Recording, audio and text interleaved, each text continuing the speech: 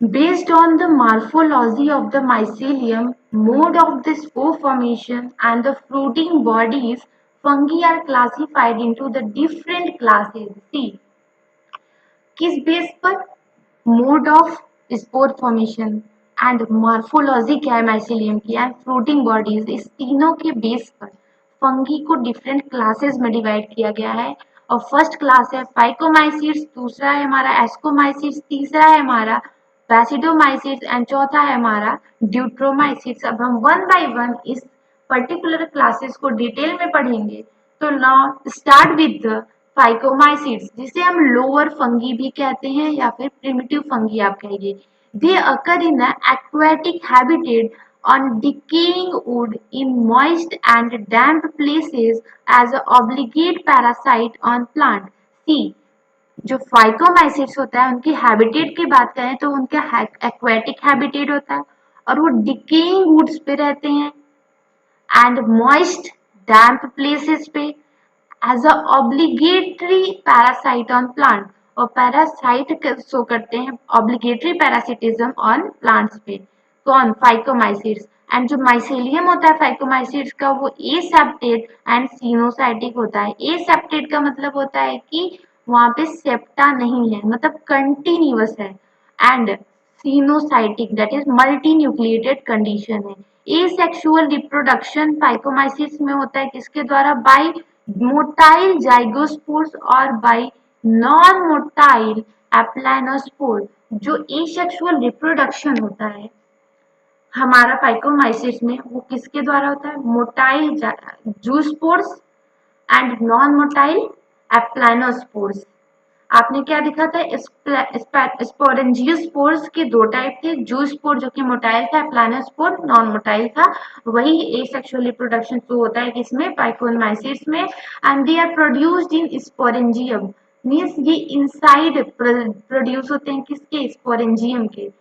And that is endogenous produce होते हैं। Sexual reproduction की बात करें तो zygospores formed by the fusion of the two gametes। जो जाइगोस्पोर्स बनते हैं वो दो गैमेट्स की फ्यूजन से बनते हैं and these gametes are isogamous, anisogamous, oogamous। See, sexual reproduction जो फाइकोमाइसिट्स में शो होता है वो डिफरेंट टाइप होता है। Can be isogamous. आइसोगेमस में क्या होगा? सिमिलर मॉर्फोलॉजी होगी दोनों गैमेट्स की, सिमिलर साइज होगा। एंड एनाइसोगेमस में क्या होगा? Morphology can be same but size can be different. And oogamous में क्या होता है? Size as well as morphology दोनों क्या होती है? डिसिमिलर होती है। तो फाइकोमाइसिट्स में तीनों टाइप के हमारे सेक्सुअल रिप्रोडक्शन शो होते हैं एंड जो जाइगोस्पोर बनता है वो गैमेट्स के फ्यूजन से बनता है।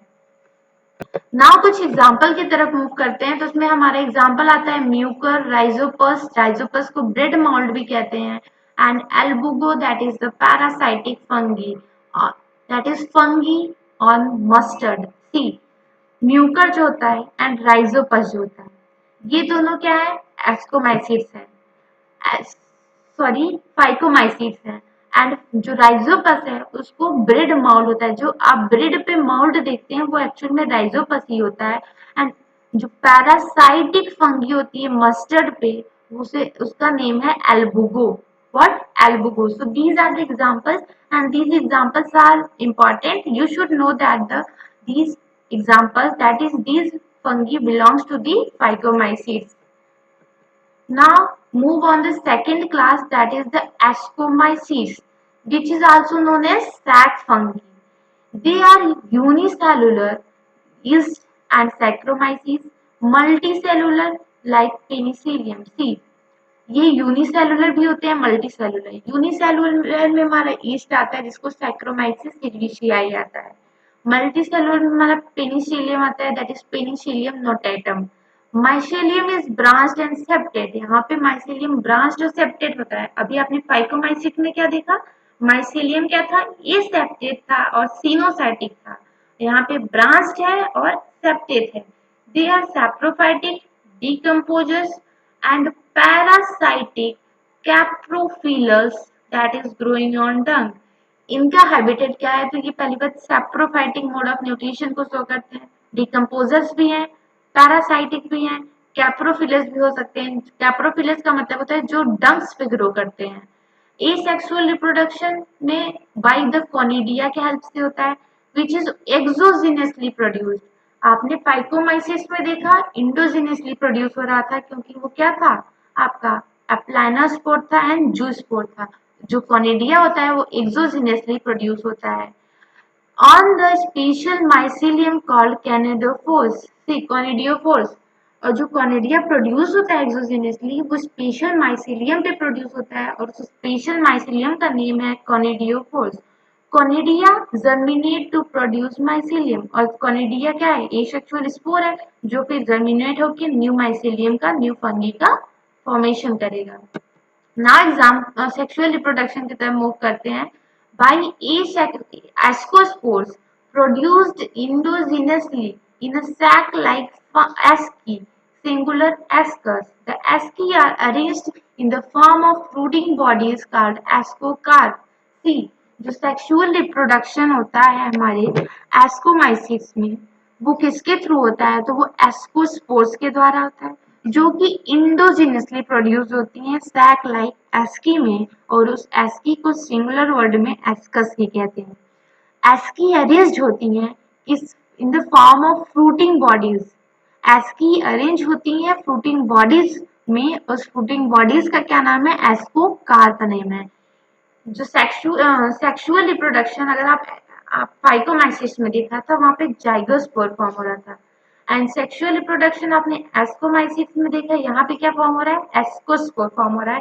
तो आपको वो स्पोर्स पता होने चाहिए कि कौन एसेक्सुअल और कौन से सेक्सुअल स्पोर्स प्रेजेंट होते हैं एस्कोमाइसिस में एंड फाइकोमाइसिस में। एस्कोमाइसिस का एग्जांपल है एस्परगिलस क्लैविसेप्स न्यूरोस्पोरा, इसको आप याद कर सकते हैं CAN, can, that is क्लैविसेप्स aspergillus neurospora।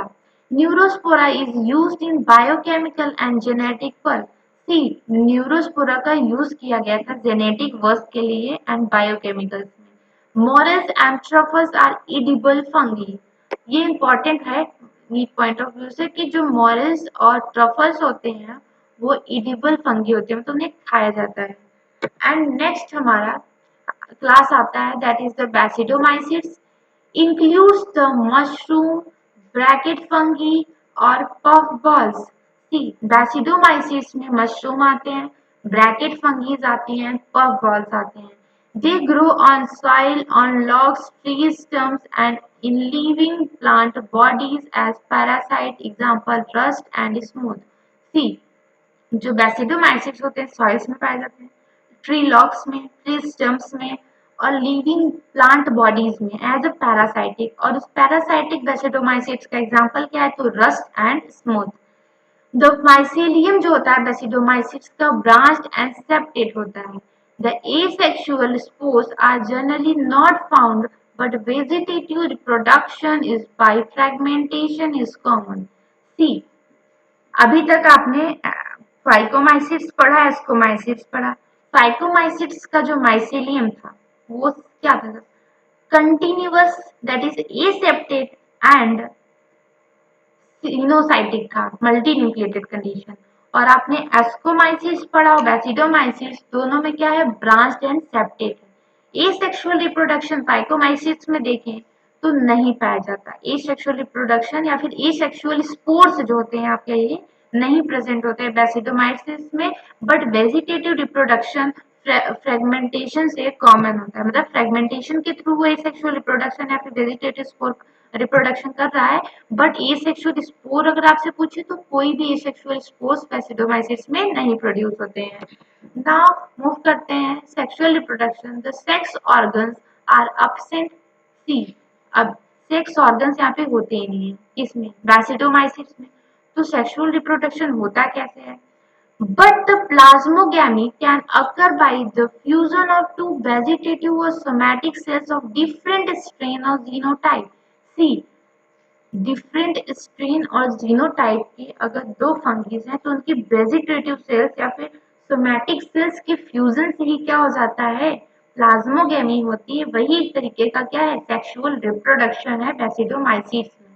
The resultant dikaryotic which give rise to the basidium.